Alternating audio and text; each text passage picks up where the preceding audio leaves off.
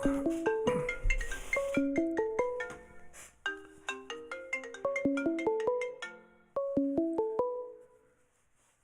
on, just got a phone call from the granddaughter. Be right back. Hello. Why don't I see you?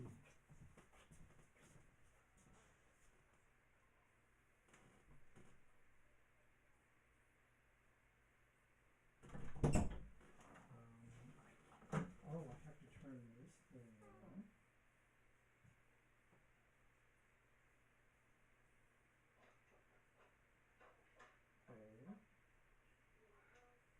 Okay. I still don't see you. You hear me? Yeah. You're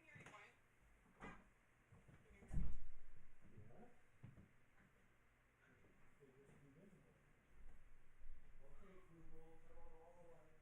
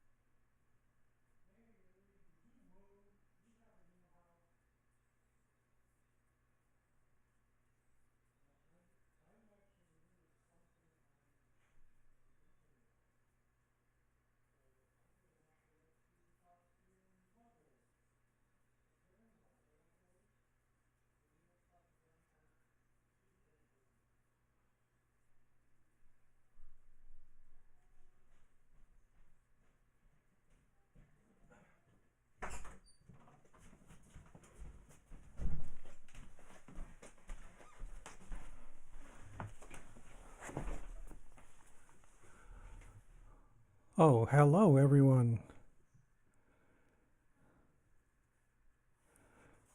My chat screen is done. What?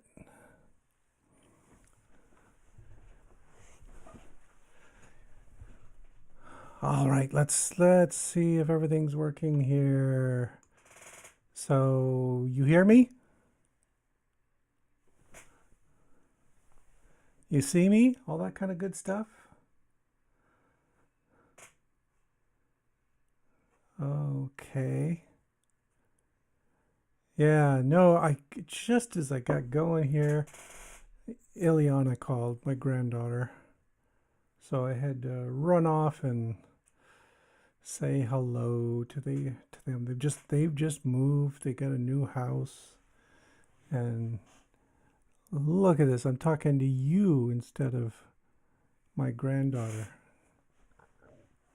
Okay, audio's good. Is volume good? All right. I guess everything will work. Yes, I got a new microphone, which I hope is a little bit more reliable than the old one. And yeah, it's Ask an Atheist Day, and you can ask me anything. I'm just gonna sit here and drink my beverage, which happens to be water.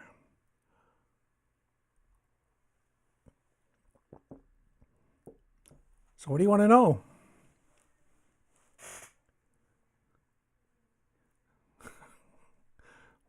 We're off to a phenomenal start here.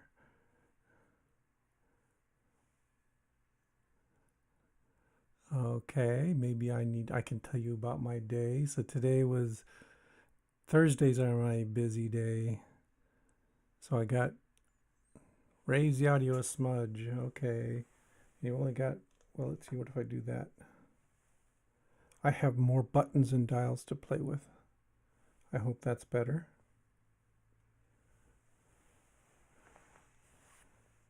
Oh, where can I get this amazing t-shirt?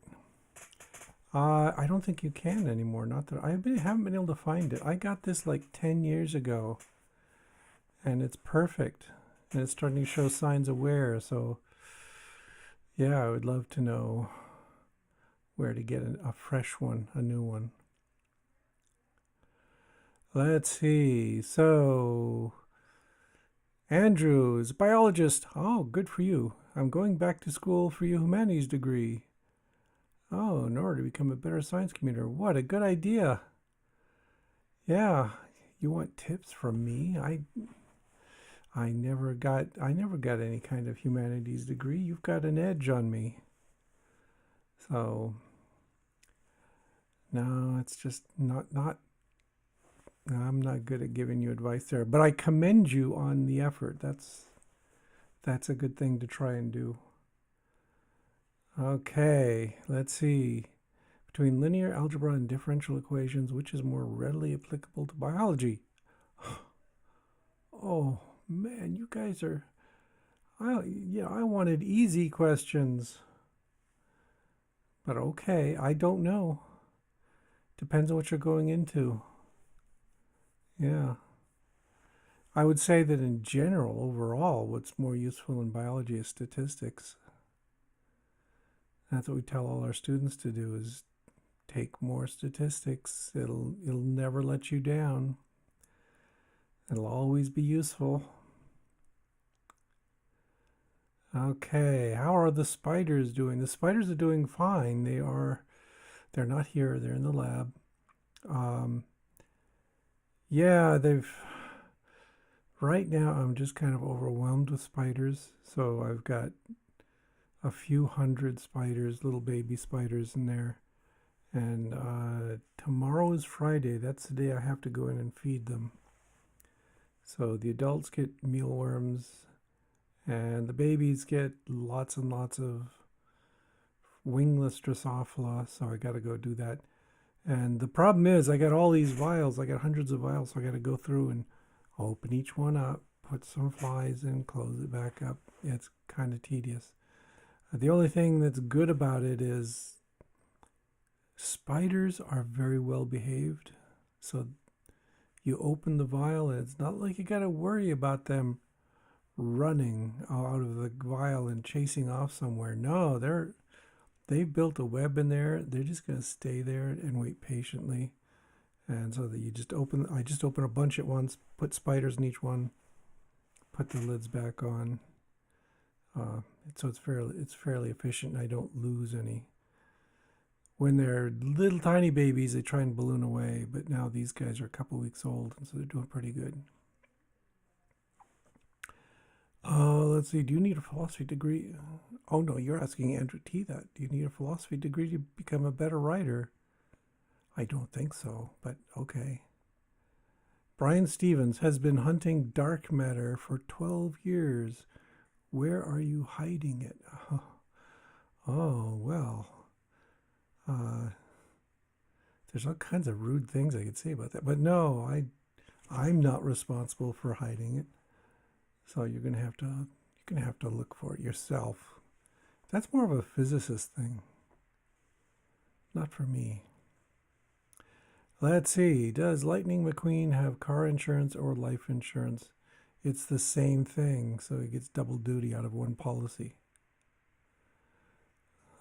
Robert Ingersoll? The Robert Ingersoll is here. Man, okay. Back from the dead. So, where is atheism going from here? We have a plethora of anti-theist videos against their apologetics, young earth creationist videos. As the rise of the nuns goes up, what's next for America and for atheism? Oh, those grand sweeping questions. That's kind of a big question. Where do I think it's going? Well, I invested so much of my life for so many years in atheism. I hate to say this, but atheism is going to be irrelevant. It's going to be gone. Nobody's going to care. I mean, it's like the situation in the sciences where uh, at the university, at the research institutes, nobody asks you if you're an atheist or not. They don't care. It doesn't matter. You can do what you want in your spare time, and I think that's our hopeful destination. That's where we'll end up. The other possibility, of course, is that we'll slide back into a dark age and the country will be run by fundamentalists and we'll end up hunted and persecuted. But I'm hoping that's not going to happen. Let's see. Did you look between the ears? Oh, did you look between the ears of an apologist? No, there's just vacuum there. Why would I look there? What do you think of Scientific American making its first presidential endorsement in 175-year history in response to the anti-science agenda of Trump and the GOP? You have broken the news to me. This is the first I've heard of it, but good for them. It's these are such exceptional times that for years and years, Republicans could plausibly deny that, they were just on a different point of view. They're just thinking this way or that way, but they don't hate science. And now it's pretty clear. No, they anti-science all the way through. I've been saying it for years, but finally it's become so obvious that nobody can deny it anymore. So yeah, it's kind of like, Scientific American is not the only one. I'm sure there's lots and lots of scientific institutions. They're gearing up to endorse anybody but Trump, and that's kind of sad. I'm not entirely happy with Biden, and this is the kind of pattern of thinking that leads us to having to choose between Biden and Trump. Let's see. Are spiders likely to be helpful in eradicating an infestation of fleas? I don't know, maybe. But you'd need an awful lot of spiders. Spiders to a flea are kind of a top predator. And fleas tend to be so numerous. That's the problem with them. And I don't think you could get enough spiders packed into your house to take care of an infestation of fleas. Oh yeah, the tiny jumping spiders would be good. And I'm starting to see more of those right now. That the temperatures here have been steadily declining, so it's becoming uncomfortable for spiders outside, so they're tending to migrate into the interior. So I'm starting to see more spiders in the house. Just a few species, but yeah, jumping spiders, lots of jumping spiders are showing up here. My Peristeatota, I'm finding examples of those in the house. Little tiny guys, just, size of a period in a sentence, just little bitty dots of a spider. So I think there's been a recent surge of hatchings, and in an evolutionary sense, it makes sense. You gotta just, when bad weather's coming down, when any bad conditions are coming down, that's the time to start spewing out babies in the hopes that some of them will find a viable environment to survive and make it to the spring when everything gets better. And I think that's what's going on. Oh, gonna go for it. Hey there. Let's see. Repubs selectively care about science when it fits their agenda. That is entirely true. Yeah, Southern Republicans are still defending tobacco. And tobacco is just bad for you. I'm sorry if there's any smokers out there. You're hooked. You're addicted, and You can't punish somebody for that, but you can at least try to cut it off at the source so there's no further addicts generated. Oh, do I think the virus vaccine is even ready to be distributed now, or is it wise to wait until next year, like Dr. Fauci said? Who are you going to trust, Fauci or Trump? Come on.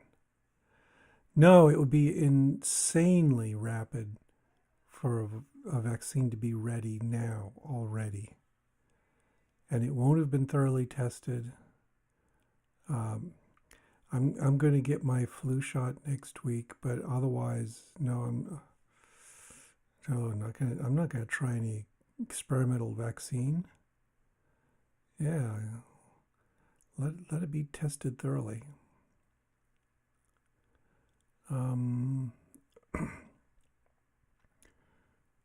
Sounds funny, but ladybugs are better and ducks better yet. Oh, you mean for cleaning up fleas? Yeah, I would expect that. Okay. Oh, that's a silly question. Why are you so cool? Oh, I am I am the opposite of cool. I am a boring old nerd. But I'm glad you enjoyed the Jordan Peterson criticisms.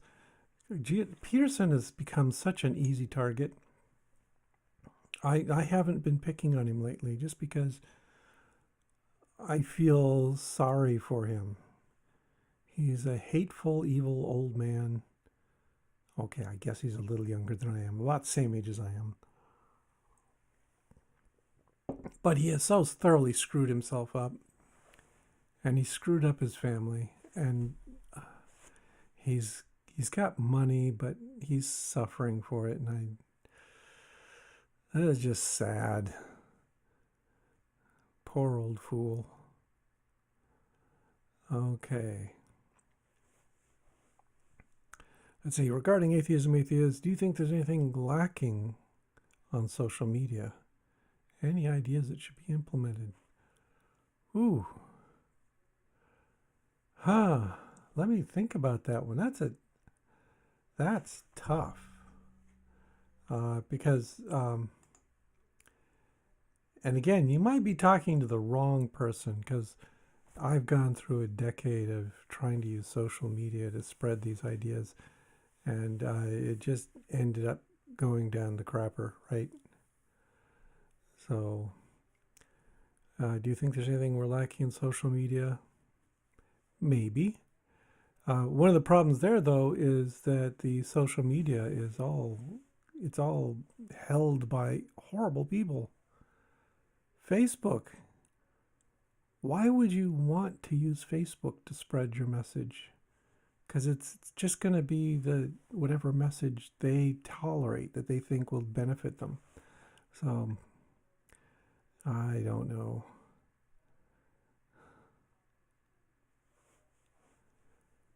Okay, we're having a discussion about chickens and get rid of ferns because the ducks love ferns. All right. Chickens help with insect control. Yeah. Let's see. Speaking of the SARS-CoV-2 vaccine, any comment on the transverse myelitis case in the UK recently? No, I'm gonna because, like I said, this thing has not been tested, and any outcomes from it at this point are pure anecdote. Now, who knows? This could be, just a quirk.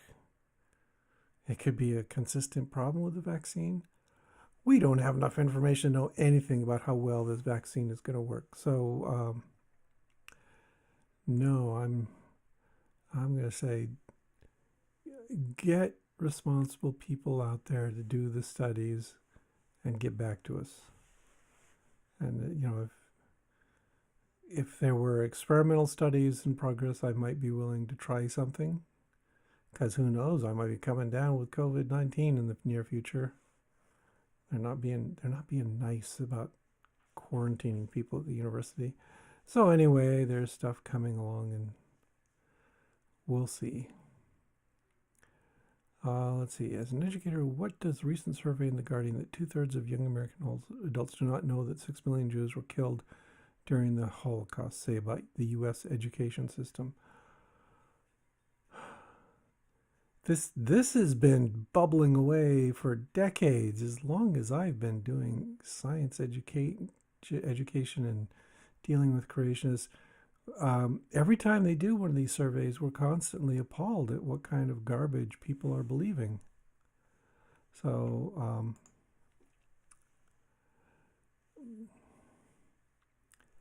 what do I think it says? Well, with there's lots of problems with the American educational system, and it's all too easily swayed by, we're all funded by local politics, so it's all property taxes and things like that, and it's a horrible system. And we've got these school boards. You do not have to be qualified in education to be on a school board. All you gotta do is run for office. And all you gotta do in places like where I am is say, I promise to put God back in the schools, and you will get elected on that basis. So, yeah. I'm not surprised at the level of ignorance that's out there. What are we going to do about? Well, it's going to require deep educational reform. I think we ought to take all of Betsy DeVos's money to start with and steal it back and sink it into education. That'll help.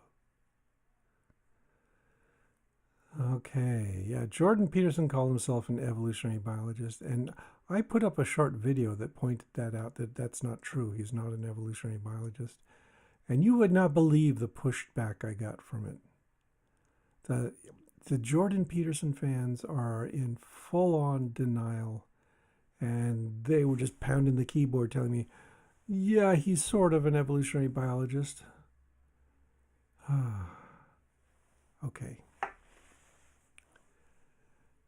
Let's see. Where is the best source of information? The best source? The one place, go to your library. That's all I can say. Libraries are really good places. And, it's one of those places where the U.S. system is held up pretty well because libraries are actually funded by the government, and there's a responsibility to pay for them. And so they've got a bit of independence from the garbage that other places pump out. And librarians are awesome. I have never met a librarian I didn't like who was brilliant and smart and really dedicated to freedom of information and getting the truth out there and helping people learn. So, yeah, libraries, that's my answer there. Why do girls hate Hue picks?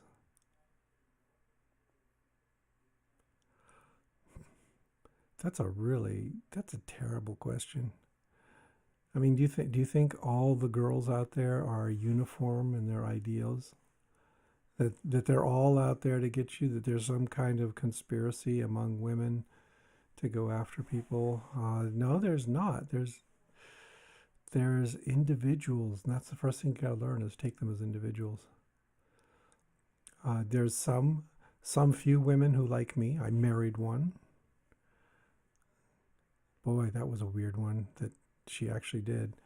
And there's some out there who despise me, I'm sure. Don't judge them because they're women. Judge them for their own positions. Okay. Oh man, the questions are coming fast now. Do you have any study tips for those of us taking biology classes? Oh, I wish I could give you the answer there. I have to deal with that with my students too. General tips. You know, it was a really helpful for me as a young student many, many years ago, is I just really liked biology.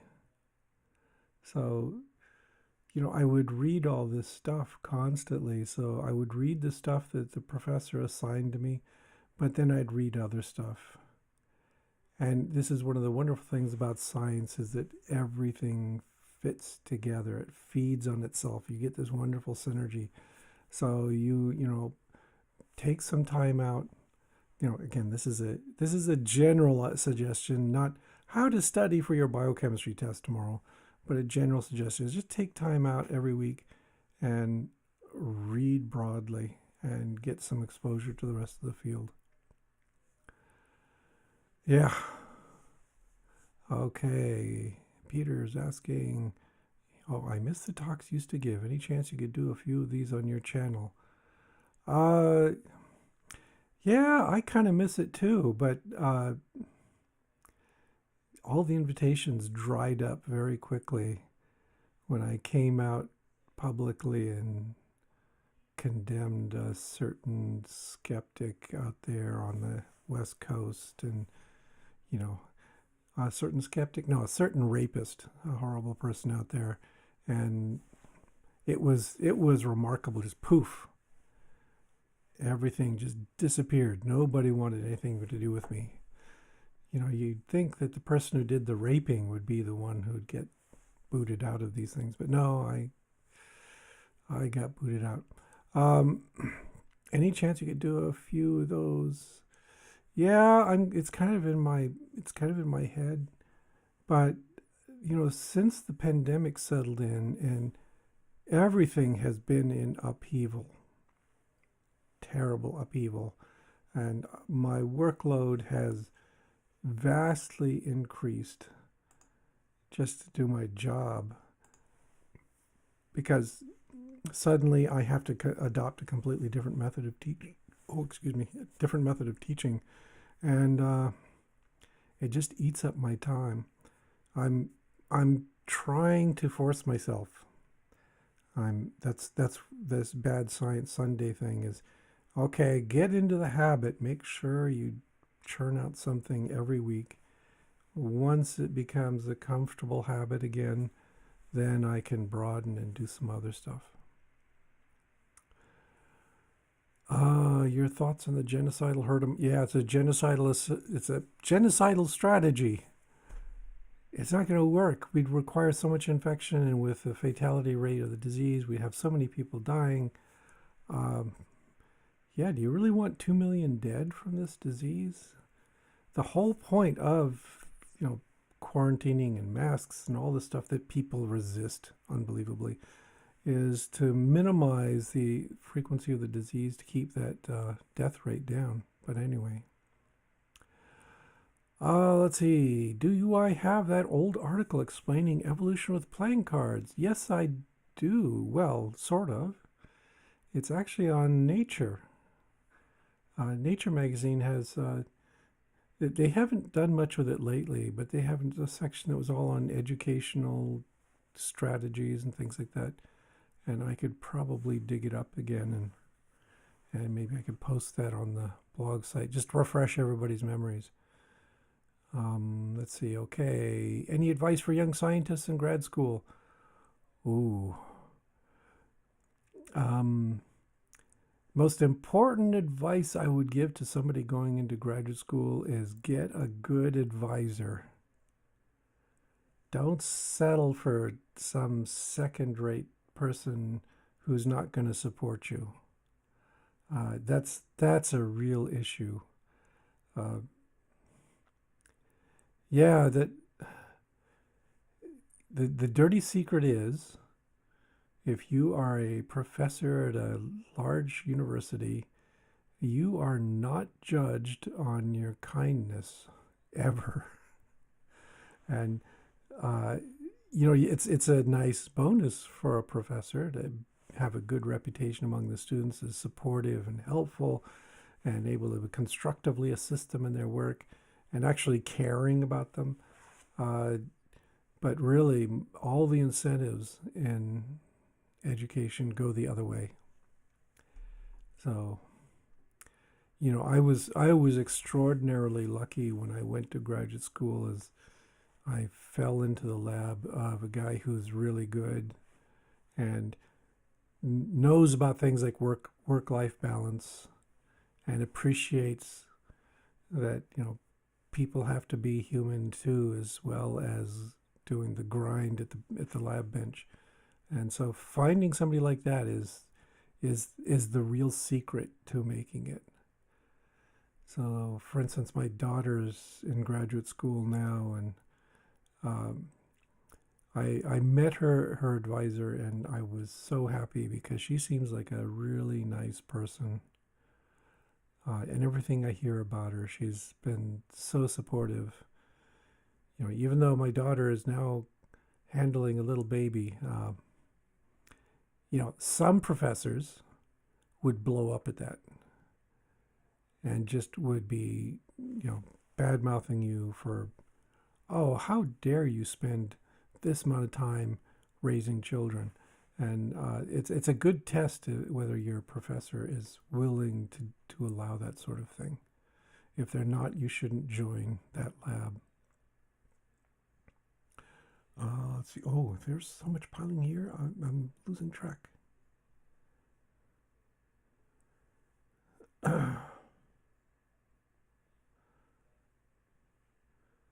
Yeah, let's see. I'm looking here.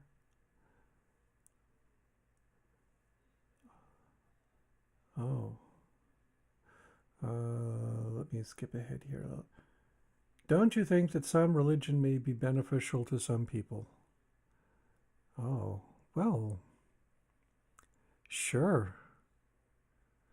Marijuana is beneficial to some people too. A little alcohol is beneficial to some people. There's, sure, why not? And you know, in general, if somebody's religion doesn't interfere with their life, if they're not a member of a cult, if they're not expected to throw huge amounts of money at some greedy pastor, even if it doesn't help, it doesn't hurt, right? Go ahead. Let's see. Do I have my oh, another old article compared. Oh yeah, I've got something on my blog. I can find that. I'll look for it later. Let's see. Here in Florida, they teach to a standard test to determine financial support for the school. If it's not on the test, they don't teach it. Yep, that's bad. Lots of places do that, and that's, you know, as I mentioned earlier, a good benefit for somebody studying biology is to study broadly and get into all the things you love. And when you have teachers who teach the test, when you have school boards imposing narrow standards on what you are allowed to teach, that's catastrophic. That's going to poison so many students and tell them that, for instance, science isn't what they want to do. So, yeah, I agree. That's disgraceful, and I wish they wouldn't do it. I've also been kind of annoyed. I've been hearing all these stories about, you know, because of the pandemic, there are these companies that are doing online proctoring, and every time I read about them, I just want to go slap someone. Yeah, there's one that's got a name. What's the name of it? It's something like proctologist. I don't know. Anyway, it's a proctoring company, and they impose all these rules. You can't change your video resolution during the test.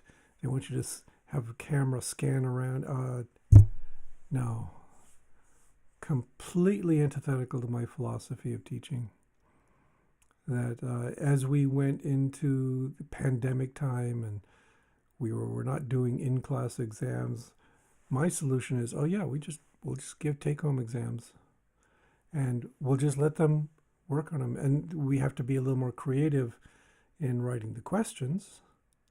So one of those things that has increased my workload is I can't recycle old test questions.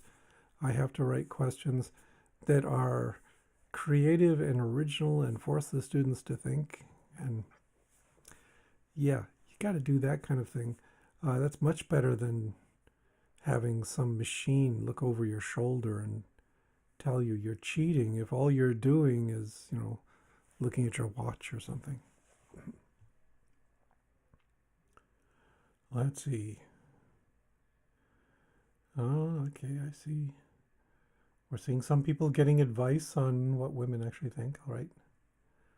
Phoenix Marine, I remember meeting you for 2 seconds at a Skepticon in Springfield.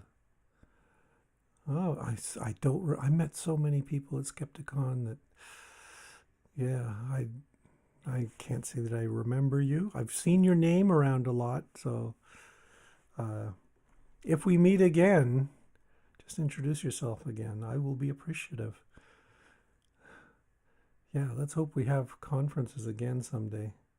Uh, in a lot of ways, the online conferences are kind of nice. I don't have to travel. I mean, I'm still not getting invited to any, but I don't have to travel if I do get invited to them. And we have a little more control over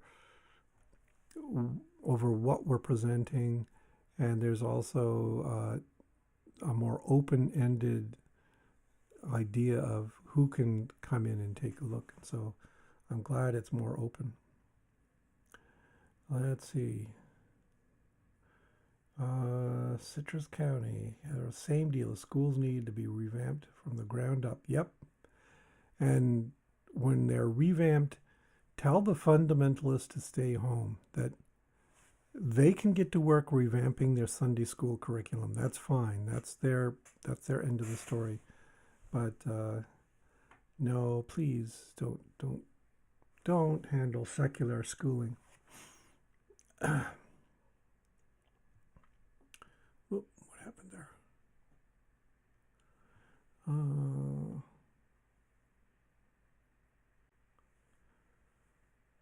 Okay, sorry if it was already asked, but other than your specialties, what subjects can you talk about for hours on end? Oh, specialties? What specialties? I'm a generalist. Yeah. So, this is another thing. I teach at a small liberal arts college. And what that means is I have to be able to wear a lot of different shoes and step into a lot of different roles. So if it's biology, I can more or less talk about it. You know, I wouldn't go on in depth on something like ecology or something. That's hard and kind of although lately I've been reading more ecology. It's kind of neat. So give me a few years, maybe then I'll start talking about ecology too. Uh, but yeah, and besides, what are my specialties? I don't know. I teach cell biology, genetics. I've taught physiology, human physiology. Um, oh, evolution, of course. Yeah, just whatever strolls in the door. As long as it's biology related, I can usually say a few things about it. You know, there are disciplines that I would not touch. I mentioned ecology as one, but another one is epidemiology. Epidemiology has become so important in with recent events, and I've read enough to get a deep appreciation of how complex it is, and how it's often counterintuitive, and that you really need to be an expert to talk about that stuff, and especially since it has bearing on human health. Yeah, be careful about doing that. Oh, Proctorio. That's the name of that evil piece of software. I will never use it. Never ever. It's just, that's not how you teach. All right, let's see. Living in Northern California, I can say that Trumpland is insane. Yes. Yeah, you think California is bad. I live in rural Minnesota. This is a very red part of the state. And yeah, we get a lot of that. We've had a little rash of people vandalizing political signs around here. It's kind of abated a little bit because the police actually came out and said, no, that's illegal. You shouldn't do that. And people have been more watchful. So yeah, that it's been going down. But still, it's a problem around here. People will vote against their own interests. The other thing I've seen that just cracks me up is our local representative is a Democrat, It's Colin Peterson, but he's a very conservative Democrat. He's Democrat in name only, basically. And we've been getting all these ads targeting Colin Peterson. And they're accusing him of things like being a socialist, always voting with Nancy Pelosi, um, just being on the side of AOC and stuff like. And it's just the most insane stuff. I don't vote for Colin Peterson myself because he's just a Republican who's got the Democratic name. Okay, let's see. Susan Skeptitz Turpin. All right, I used to host a podcast called Atheist Airwaves, and you were gracious enough to join us for an interview like 6 years ago. Oh, that was a long time ago. I'm old and losing my mind. I don't remember anything more than 3 months ago. But oh yeah, great, thanks. I'm always happy to do that sort of thing. I mean, look at me here. I'm volunteering, just sitting here, spewing my opinions out into the ether. And so, if, anybody who's got a podcast who asks me to join in, I'm usually amenable and sure, I can talk. It meant that just recently I talked to a bunch of Muslims, and boy, that was a hoot. They were really desperate to get me to admit that Islam was scientific, and I wouldn't do that.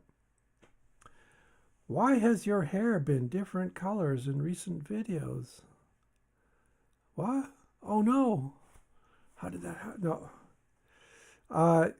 My beard has gone completely white. It's just pure snowy white at this point.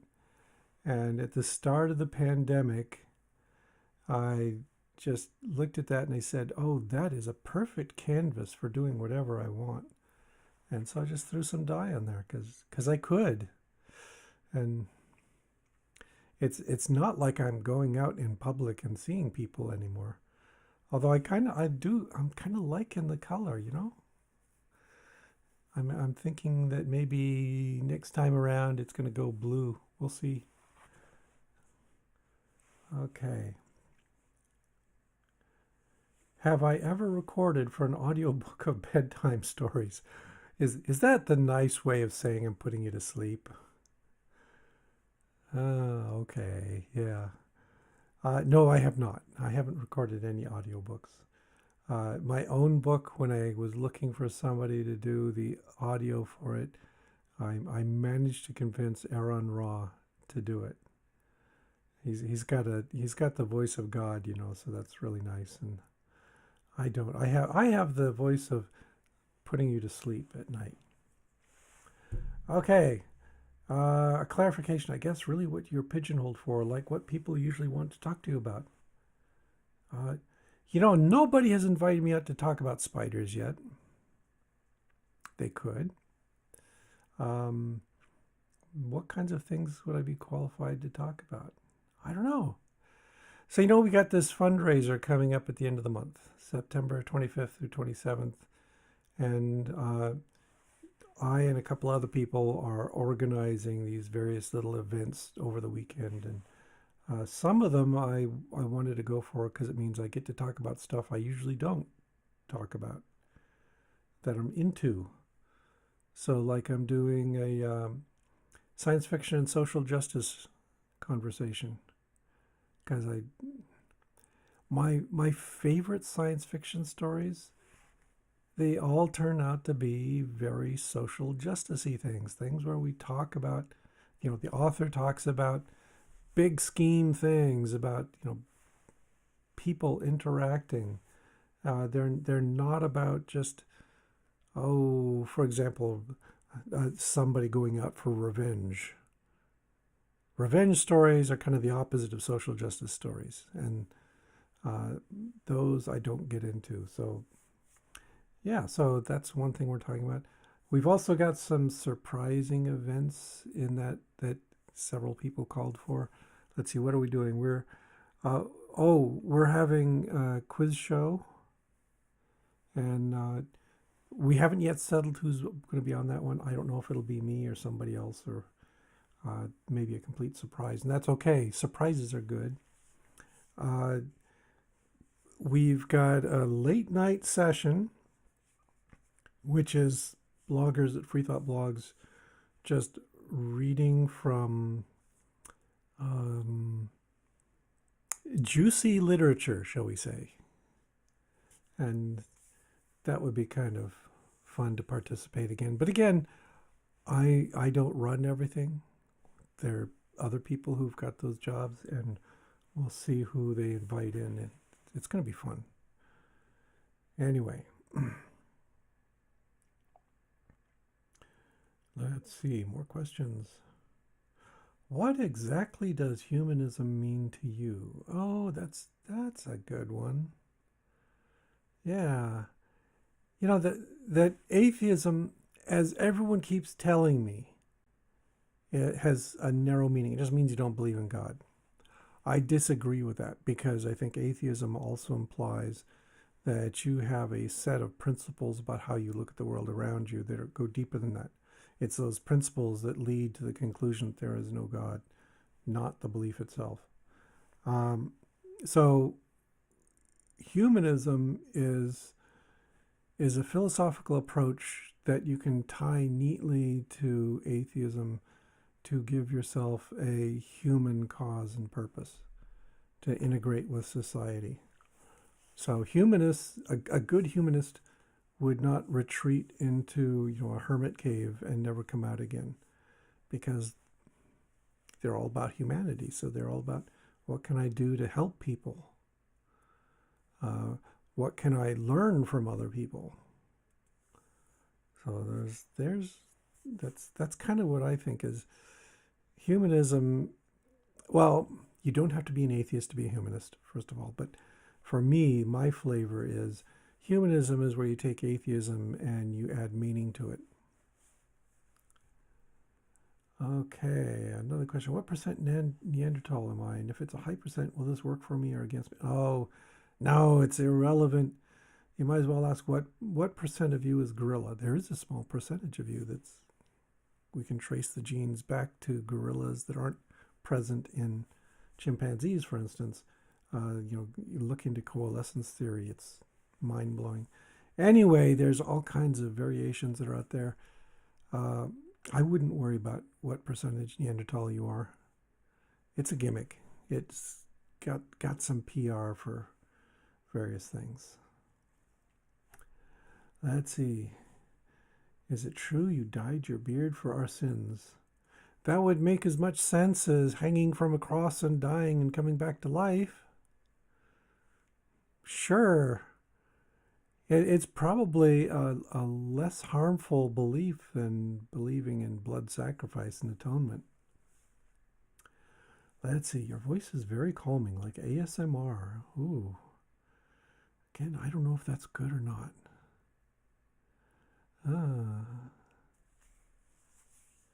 Let's see. What is the most underappreciated fact about spiders by the general population? That's a tough one. Oh, somebody gives an answer. Oh, the structure of the book lung in spiders. Yeah, there's a whole bunch of unique things about the physiology of spiders, like book lungs. And, I think one thing that is underappreciated is just that whole business of silk production. It's probably the characteristic that is most significant to spiders. Venom is sexy and evil, right? That's good. But it's the silk that really gives them so many advantages in so many ways. It allows for dispersal. You can go ballooning and fly in those things. It allows you to build elaborate structures, elaborate shelters. So, we're tool users, so we ought to appreciate that we put things together and build homes and live in nice environments where you can be protected from the climate and all this kind of stuff. Spiders do that too, but they just use their own natural organic products to do that. So you would like to know more about the evolution of arthropods? Ah, okay. That's a big topic. That's kind of on my list of things to do on YouTube once I get my life under control again. So we'll see. Oh, let's see. What do you think about Pruittgate? Oh. Do you think it says anything about the state of the field of sociobiology, or is it just an aberration? It is deeper than just sociobiology. It's deeper than just spiders. Okay, it's just deeper than our arachnology. For those of you who don't know, Jonathan Pruitt is somebody who studies a really interesting topic, which is social behavior in spiders. And I've got a student working on that in my lab right now. There's been all this kind of cool stuff there. And then it turns out that he seems to have faked a lot of his data. He had all these collaborations with all these people all over the place, which is a great way to get famous and get lots of publications, is just work with other people. And they started noticing that his data was kind of suspicious. Duplications and inconsistencies. And yeah, it's kind of going wacko there. Uh, So, I've read the allegations and I've looked at the data and I've seen, and it's pretty obvious to me that yes, he was fudging things. At the very best, he's an incredibly sloppy researcher who is not practicing good data practices. And uh, yeah, if 2 or 3 years ago, if he had suggested a collaboration to me, I would have been so excited. I would have leapt on it and said, yes, let's do this. This is cool. Because it would have helped me become known in this field. But now I would say, no way. Back off, guy. I'm not gonna be tainted by your touch. So that's the problem there. Is it just an aberration? No, it's sort of endemic to the way science is done nowadays. And it's infuriating that the whole business of hinging your success in science purely on publications and having a bunch of commercial interests that are gatekeepers to publication has led to all kinds of poisonous practices that it's not good science, and it's going to be really hard to root that out of science, especially since what we'd need instead is some kind of public support of scientific publications independent of the capitalist companies. Let's see, you're a scientist, humanist, atheist. What other ists would you put yourself into? Oh, let's see. I know I've been called a feminist, and I would be proud to accept that label. Let's see. What are the things? Arachnologist now, developmental biologists. Yeah. Yeah. It's. I don't know. Do I want to put myself into categories? Can I just be me? I am a Myersist. That's it. Okay. This I missed since I was out of touch for quite some time. Where did that spider interest come from, and what happened to cephalopods? Nothing happened to cephalopods. They're still. Look over my shoulder there, right there, over there. I got a nice big pink fuzzy octopus up there. Yeah, this was something that I went on sabbatical and decided to get radical and try some new stuff. And spiders just looked really cool because there are no native cephalopods in Minnesota, but there's like 500 species of spiders. So it seemed more natural to switch into those, and if I was going to branch out. I actually gave a talk at my university, was it last week? Anyway, when that's made available, I'm probably going to post it to my YouTube channel, because that's specifically what it's about, is explaining to everybody why I switched from cute, pretty tropical fish to spiders. So I'm going to explain all that, I hope. Yeah, the real answer is I have a second floor lab, and periodically when I was raising zebrafish, I'd have an accident in the lab, the system would leak, and my lab was directly above the bookstore, and I would start flooding it. And boy, would they get mad. Uh, I can't blame them. But yeah, I'd get all these angry calls. You're flooding out the bookstore again. And I'd have to run around and, drain things off and use a wet vac and clean things up. And it was really annoying. And now I don't have to do that with spiders. So I can tell the bookstore, no, I'm not gonna leak on you anymore. No more floods of water, just floods of spiders crawling down the wall. And that wouldn't do that either. Let's see. The African lowland gorilla louse is physiomorphically almost identical to the human genital louse. And someone long ago stuffed a gorilla. Oh, I don't know if that's true. Yeah, gorillas aren't going to be very tolerant of that. They're not going to find you very attractive. And they can split you in half if they want to. So no, but yeah, that there was some association that, gorilla lice just happened to find their way to a proto-human and found it very comfortable. Let's see, what is the most annoying creationist argument? They all are. There. What I would say is probably the most annoying thing about creationists is that they are so darn smug about their ignorance. Yeah, this last video I put up was about Matt Powell, and oh man, that guy, he is just,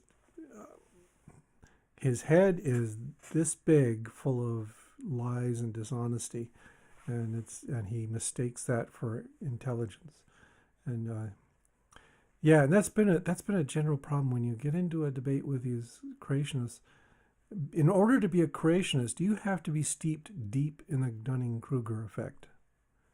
Really, you can't be an informed, intelligent person with a good scientific background and be a creationist. So instead, all they've got is stupidity, and they mistake that for intelligence. Oh, my second. Are there any chances for you to come back sometime in the near future to Mexico? I would love to come to Mexico. I was in Mexico several years ago for a conference there, and oh man, the people there were so friendly, and the food was so good, and really, it's such a lively, dynamic country. I was just thrilled to pieces, and I've told my wife that if we ever get to travel again, that's high on my list of places to visit once more. So, is there a chance? Sure. It's just a matter of somebody beat back this virus, and I would love to get down there again. And the thing is, I know a lot of Americans go to places like Puerto Vallarta and the tourist traps, but what I found so enthralling was Mexico City itself. What a great city to live in. And yeah, there's a lot of big cities I've really enjoyed. I love New York as well, but if I had to name a city that I thought was truly alive and vital and different and exciting, Mexico City would be right up near the top. Okay. What topics one needs to gain a solid base on prior to applying for a degree in developmental biology? Oh, so you're talking about like a graduate work in developmental biology? Oh, well. The thing is, most undergraduate institutions don't have a solid curriculum for developmental biology as it is. It's a specialty, and not many schools are really emphasizing it. My undergraduate institution, University of Washington, had a number of people who were doing fantastic work on invertebrate developmental biology. So I very much enjoyed that, and I think that was a good background. Uh, what did I consider? Well, also my entry into it was a little different because I was focused on neuroscience. So what I was doing was I basically took a neuroscience program at the University of Washington as an undergraduate, moved on to graduate school, uh, constantly talking about doing neuroscience. And as I was doing it, I started off doing things like physiology and single cell recordings and extracellular, all that kind of stuff that real physiologists do, and just drifted more and more towards developmental biology because what happened is the question I got interested in was these are really complicated organs and individual cells are extremely complex. How do they do that? How do they assemble themselves? And that became the question I was really interested in. So no, you don't. I would say you don't need a solid. Well, you need a solid interest mainly. And what I would tell an undergraduate who's planning to go into it is, I would say go read some Neil Shubin. Neil Shubin's books are great introductions to that. Um, that's good. I the book that shaped me was John Tyler Bonner's On Development. It's a little bit out of date, but it's one of those books where the author really communicates the excitement of working in this field, and I think that's an important part of the thing. Let's see.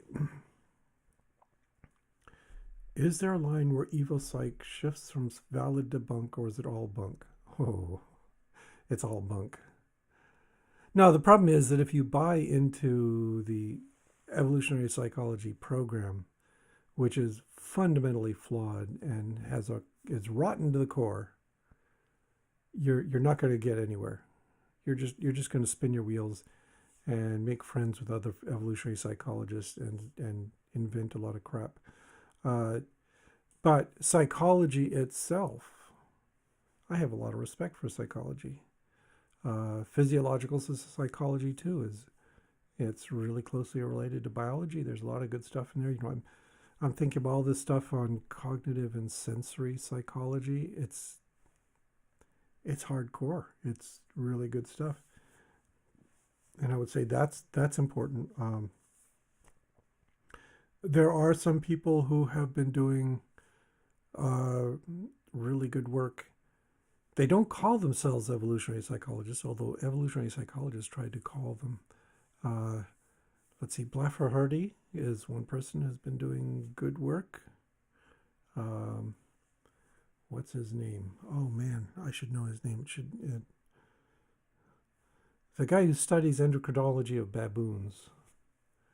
That's great stuff. So yeah, it's whether you start off in the muck and try and claw your way out, or whether you start off over here where you got lots of good science to do. And yeah, if you willingly embrace evolutionary psychology now, you're a lost cause.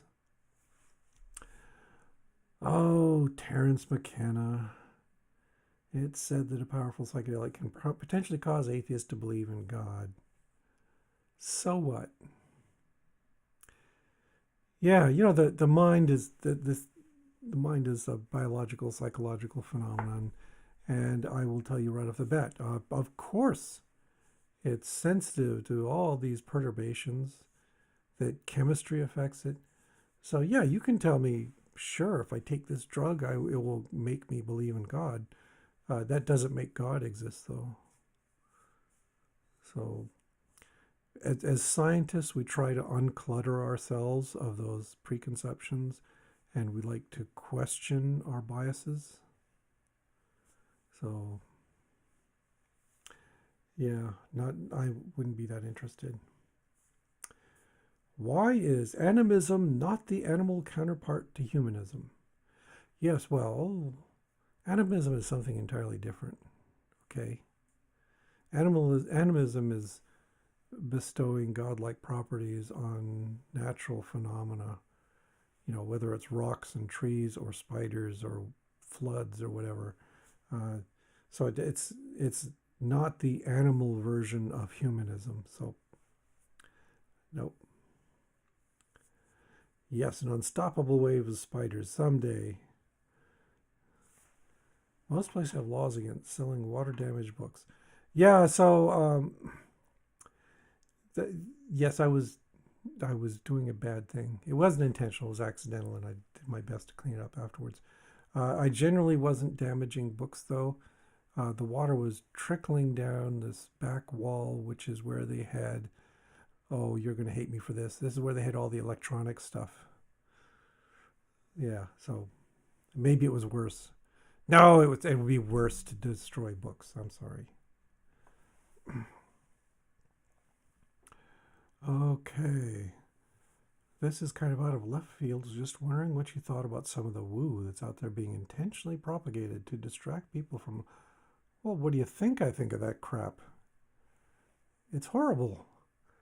Yeah, it's people taking advantage of other people's insecurities and fears to sell quack nostrums and mindless recipes for success. That there are some things where I might say this is kind of edging into utility. Things like meditation. Okay, I think it's good to sit back and calm yourself, and maybe even exercise some discipline of thought, that kind of stuff. But yeah, anything beyond that, no. I'm not interested. I think it's dangerous and bad, and it's really exploitive, is what it is. Okay, why do spiders have so many eyes?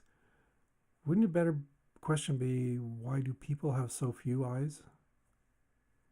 I'd kind of like a couple of different sets of eyes. The eyes of spiders are specialized, so they tend to have primary eyes that are used for forming a visual field that's supplemented by other eyes around the outside. But they also have different levels of sensitivity in the eyes. So the primary eyes, for instance, it's like in humans, we have rods and cones. And rods tend to be more sensitive to low light levels, whereas cones are better at discriminating colors. Spiders have eyes that are specialized in that direction. So it's just more diversity in how they're structured. Also, insects also have many eyes. So insects also have a set of eyes in the middle of their heads. So there's all these other organisms have been smarter than we have in our evolution. We're kind of pared down minimalist organisms. We have so few eyes, only two. We don't have enough limbs. My distant ancestor, who was favored because they were tetrapods and had 4 limbs, really we would have been better off in the long run. Probably not in the short run, though. So, yeah. Okay. Why are stupid people so determined to display their shortcomings on YouTube? Oh, because they don't know that they're shortcomings. Isn't that obvious? Yeah. Have you tried ever listening to some of the flat Earth YouTubers? Whoa. Those are really bad. They keep making up these contrived explanations for how you can get seasons or eclipses or yeah. And it's probably not fair to call them stupid people. Some of these people are incredibly inventive and clever in their excuses, and they're more resistant to ideas that have a whiff of dogma to them because so many people accept them. So maybe. Okay. We're back to psychedelics. Such powerful psychedelics can make you believe in talking animals if it's the right sort, and you are fed the idea first.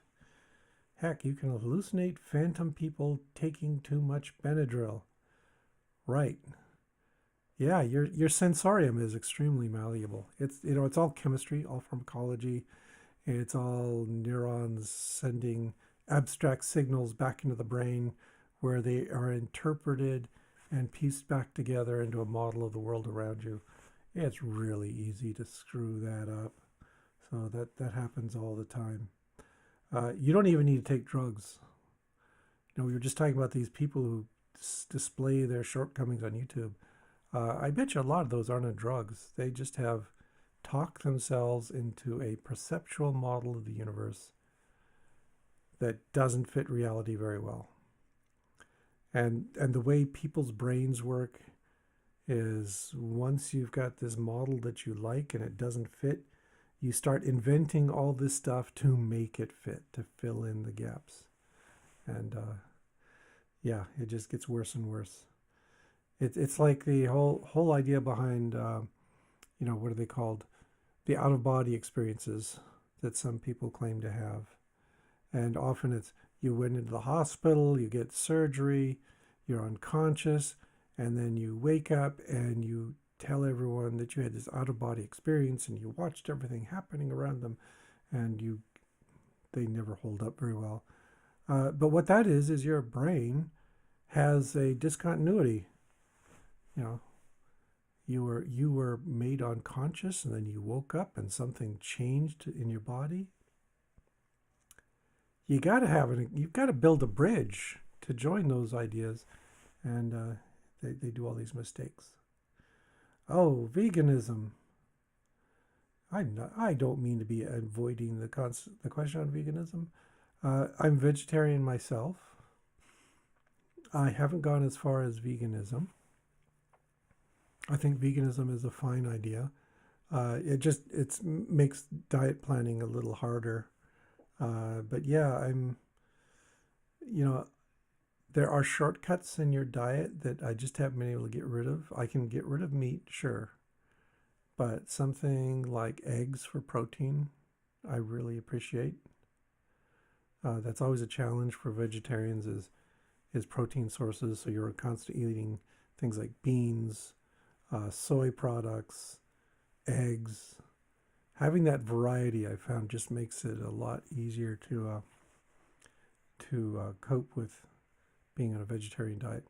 And it's actually gotten to the point now where I'm not even tempted by meat. Yeah, there was a time when I first started out, you'd smell a barbecue and you think, that smells great. I should try that. But not anymore. It just doesn't appeal to me anymore. So yeah, I'm. Who knows? I may become vegan at some point. It'll take another step in my progression. I've been working towards greater and greater enlightenment. Okay, have I read Timothy Zahn's Conqueror's Pride? And no, I never even heard of it. Is it something good? You'll have to explain further. There's a challenge on TikTok called the Benadryl Challenge, and people have overdosed themselves so much they had to go to the hospital. Well, Benadryl is probably better than Tide Pods, but yeah, they're all pretty dangerous. Yeah, the flat earthers, it seems too obvious to not get it. I know, I agree. That, and then the thing is, everyone gets brought up in an educational system that teaches you that the earth is a sphere, roughly, and that it goes around the sun and all these sorts of things. So it's not like they were, living in darkness and then suddenly got exposed to it. Of course, the other factor I've noticed is most of essentially all of the flat earther stuff I have seen, and I haven't done a lot of it, but all of it that I've seen has been religiously motivated. They are all talking about God and Jesus and things like that. So there's a strong undercurrent of irrationality all right there. Yes, it's very challenging to be vegan. I'm not ready for it yet. What are your thoughts on naturalistic pantheism? For example, the naturalistic wonder that Einstein talked about, as far as I understand it. Sure. Yeah, one of my gripes about religion and belief in God and all that is that the definition of God is so fuzzy and so poorly grasped that it means anything can fit it. And naturalistic pantheists, I think all they've done is they've taken that label God and they put it on something that I don't call God. But okay, that's what they want to do.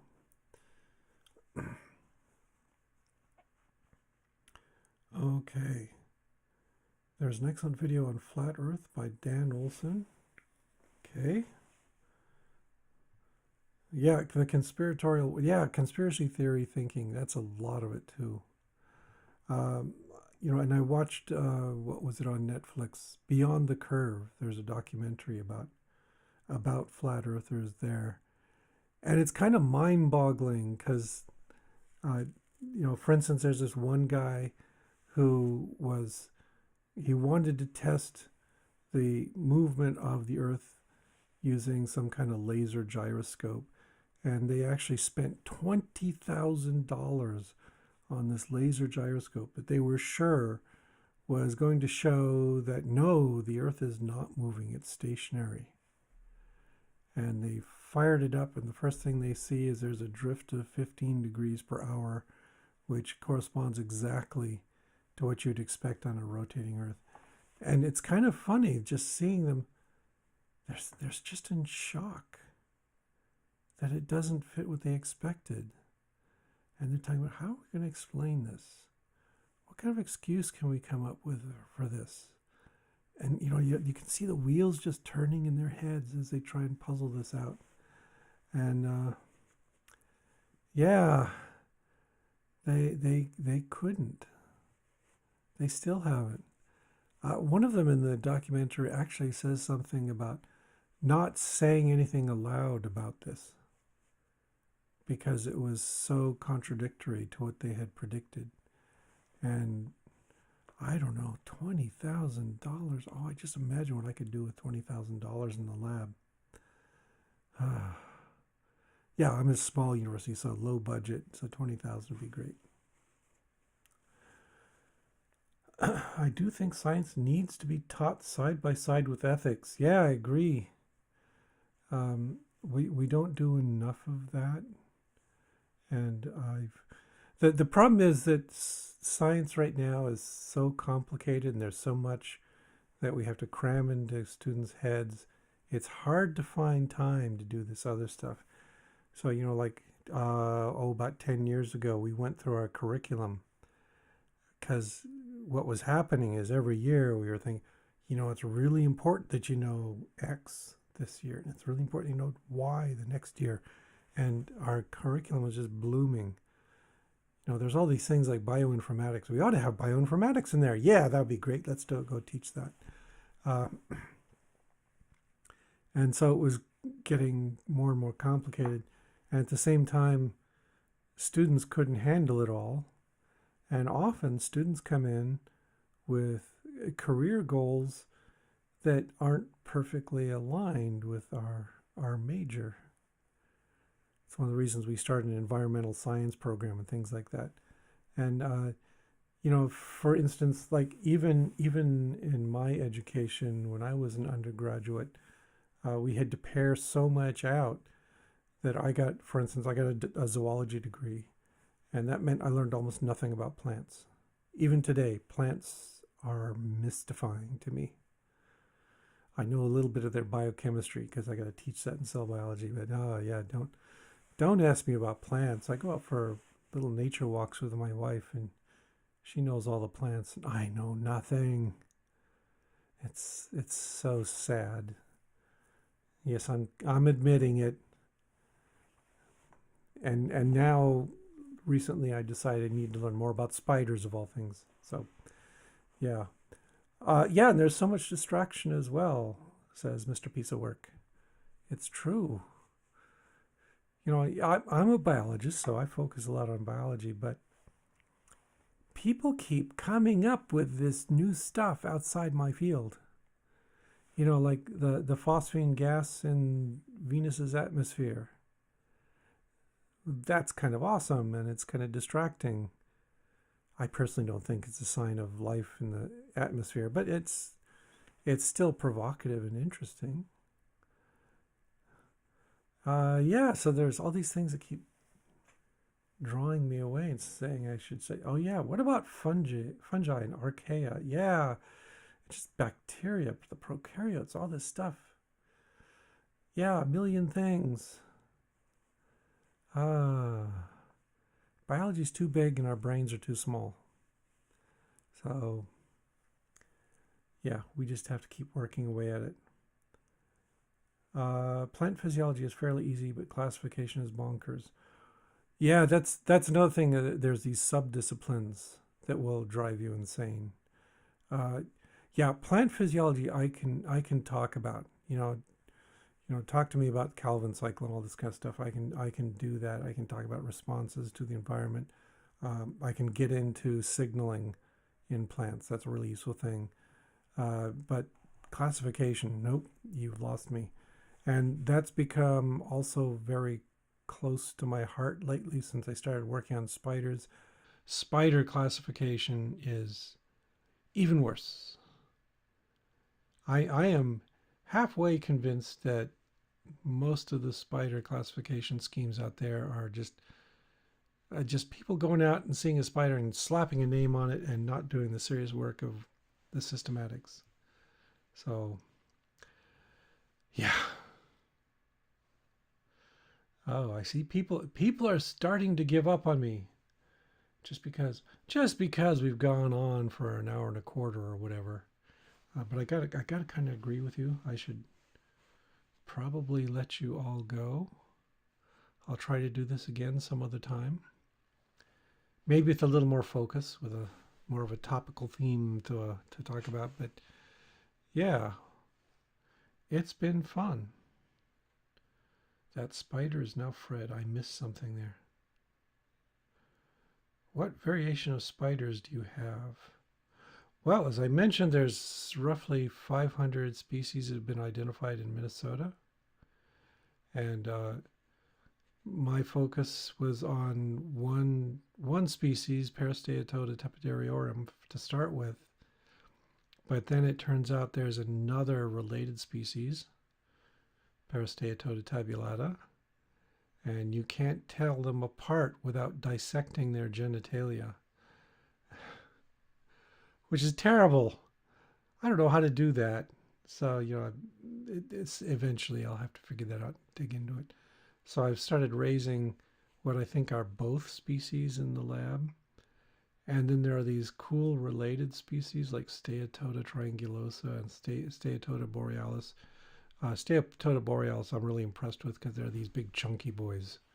They're dark and bigger than the others, and they're native to this area. So yeah, so yeah, a lot of variation I could just spend the rest of my life looking at.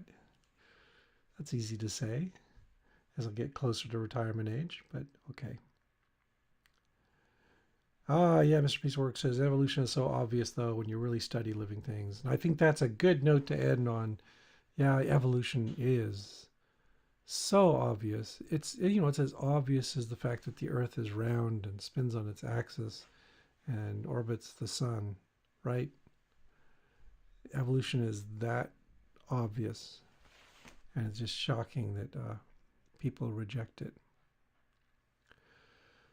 All right, I'm going to stop there. Drink some water. Thanks everyone for coming by, and I'm going to end the stream right now. I'm going to just press this little button and it'll be over, and we'll see you around the interwebs, wherever. Good night all. There we go.